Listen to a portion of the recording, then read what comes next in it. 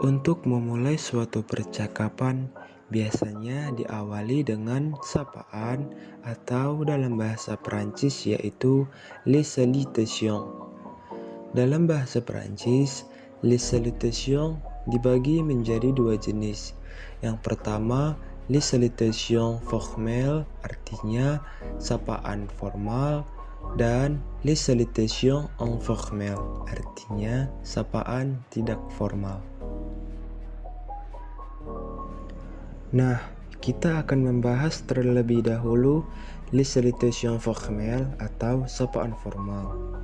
Sapaan formal digunakan pada situasi resmi seperti di kelas, rapat, seminar, berpidato, forum resmi, dan sebagainya untuk menunjukkan perilaku yang sopan. Selain pada situasi-situasi tersebut, sapaan formal juga digunakan terhadap orang yang lebih tua atau yang lebih dihormati. Nah, di sini ada beberapa sapaan formal. Yang pertama adalah bonjour, artinya selamat pagi. Bonsoir, artinya selamat malam. Comment allez-vous, artinya apa kabar? Maka kita menjawabnya dengan je vais bien, merci. Artinya kabar saya baik, terima kasih. Dan yang terakhir adalah enchanté, artinya senang berkenalan dengan kamu. Nah, yang kedua adalah les salutations informelles atau sapaan tidak formal. Sapaan tidak formal digunakan pada konteks yang tidak resmi seperti di rumah, di luar kantor, di jalanan, dan sebagainya. Biasanya sapaan ini digunakan saat memulai percakapan dengan teman sebaya, orang yang berusia lebih muda, dan orang yang sudah akrab dengan kita. Nah, berikut ini beberapa sapaan tidak formal dalam bahasa Perancis. Yang pertama adalah salut dan coucou, artinya hai. Lalu comment vas-tu, artinya apa kabarmu? Maka kita menjawabnya dengan je vais bien, merci, artinya saya baik-baik saja, makasih. Lalu ça va, artinya apa kabar? Lalu kita menjawabnya dengan ça va bien, merci, artinya kabar saya baik, terima kasih. La phrase yang artinya kalimat adalah susunan kata yang memiliki pengertian yang lebih lengkap.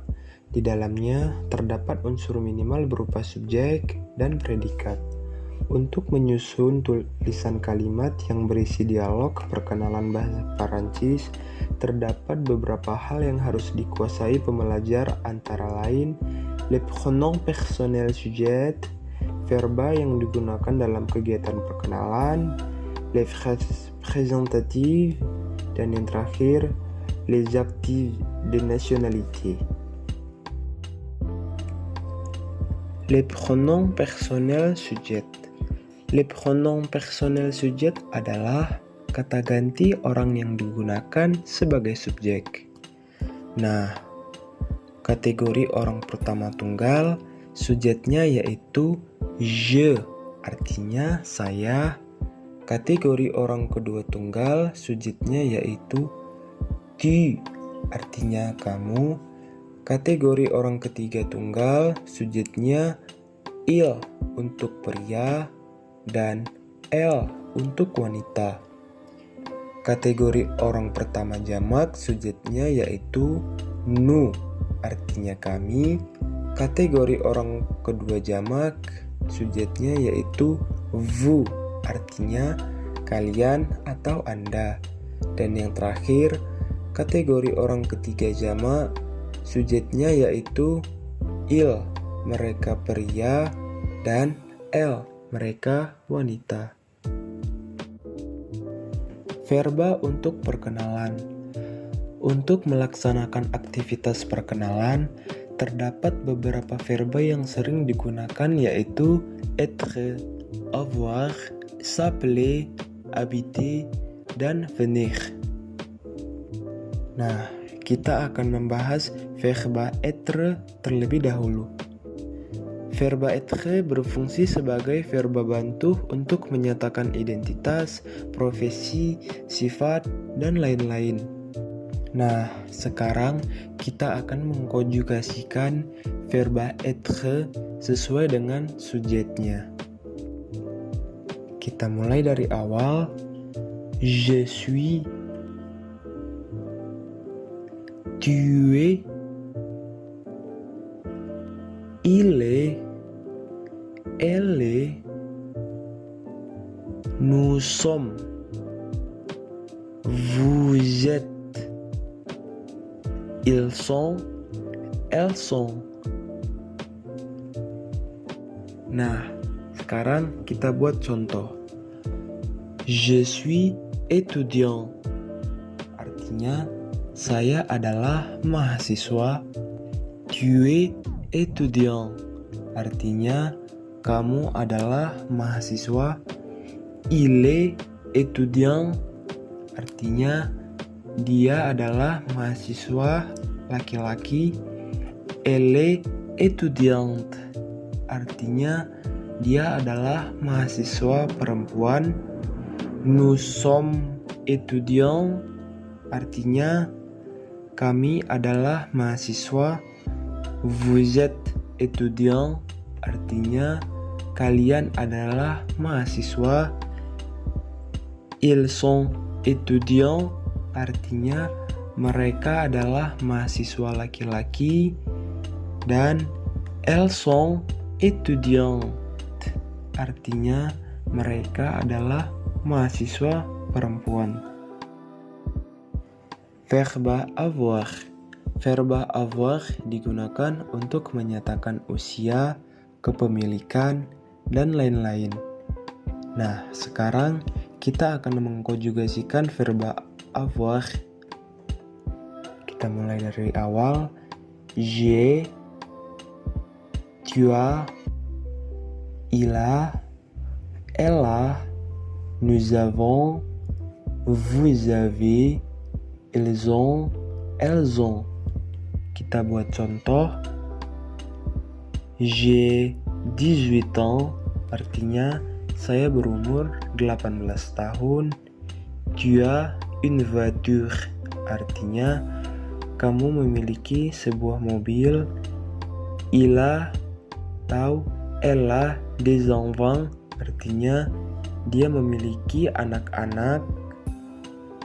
Nous avons 3 maisons, artinya kami memiliki 3 rumah.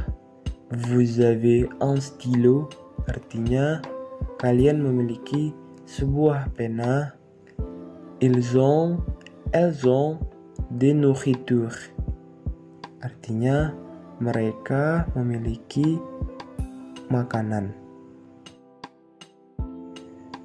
Verba s'appeler. Verba s'appeler digunakan untuk menyatakan nama. Sekarang kita akan mengkonjugasikan verba s'appeler. Je m'appelle. Tu t'appelles. Il s'appelle. Elle s'appelle. Nous nous appelons. Vous vous appelez. Il s'appelle. Elle s'appelle. Kita buat contoh. Je m'appelle Akil. Nama saya Akil. Tu t'appelles Aksa. Nama kamu Aksa. Il s'appelle Yehezkiel. Nama dia Yehezkiel. Nous nous appelons Hana. Nama kami Hana. Vous vous appelez Noveline. Nama kalian Noveline. Il s'appelle Seni. Nama mereka Seni. Verba habiter. Verba habiter digunakan untuk menyatakan tempat tinggal. Nah, sekarang kita akan mengkonjugasikan verba habiter. J'habite, tu habites, il habite, elle habite, nous habitons, vous habitez, ils habitent, elles habitent. Kita buat contoh. J'habite à Jakarta. Saya tinggal di Jakarta. Tu habites à Paris. Artinya, kamu tinggal di Paris. Il habite à New York. Artinya, dia tinggal di New York. Nous habitons à Bandung.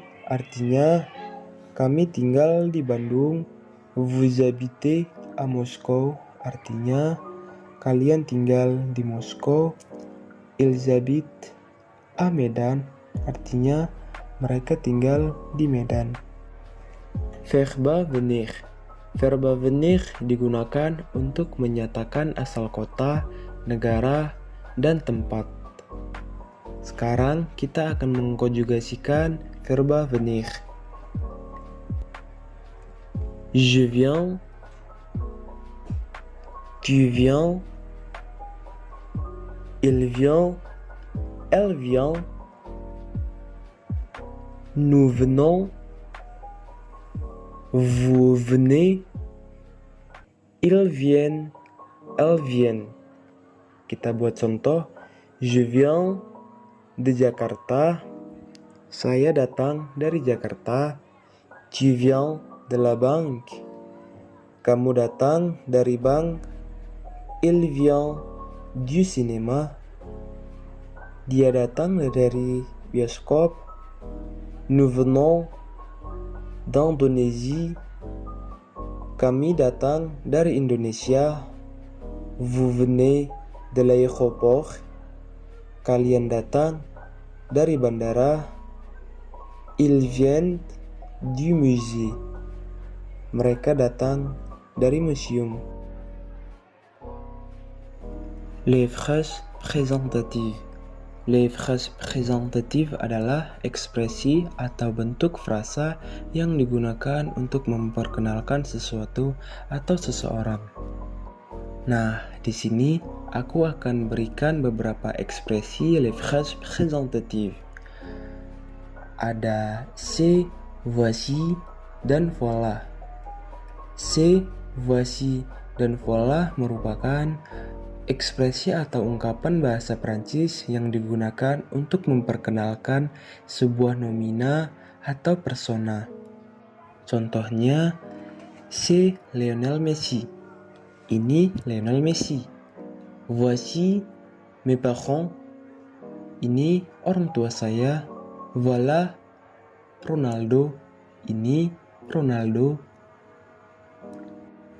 C'est la Tour Eiffel. Ini Menara Eiffel. Lalu ada Ilya. Ilya merupakan ekspresi bahasa Prancis yang digunakan untuk menyatakan keberadaan suatu nomina atau persona. Contohnya, il y a quelqu'un dans la classe. Artinya, ada seseorang di dalam kelas itu. Il y a deux professeurs français. Artinya, ada dua orang guru bahasa Prancis.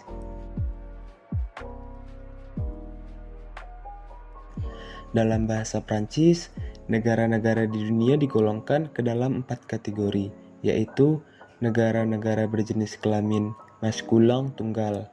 Contohnya, le Brésil, le Maroc, le Mexique, le Denmark, dan lain-lain.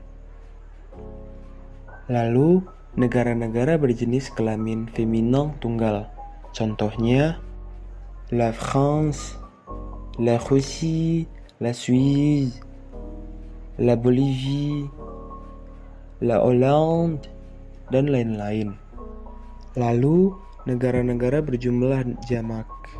Contohnya, les États-Unis, les Pays-Bas, les Philippines, dan lain-lain. Dan yang terakhir, negara yang tidak menggunakan artikel seperti Cuba, Haiti, Israel, dan lain-lain. Untuk menyusun kalimat menggunakan l'adjectif de nationalité atau kebangsaan, kita harus menggunakan rumus berikut ini. Sujet plus être conjugué plus adjectif de nationalité. Contohnya, je suis français, artinya saya berkebangsaan Prancis untuk laki-laki. Je suis française, artinya saya berkebangsaan Prancis untuk perempuan. Tu es brésilien, kamu berkebangsaan Brazil untuk pria. Tu es brésilienne, kamu berkebangsaan Brazil untuk wanita. Il est américain, dia berkebangsaan Amerika untuk laki-laki. Elle est américaine, dia berkebangsaan Amerika untuk wanita.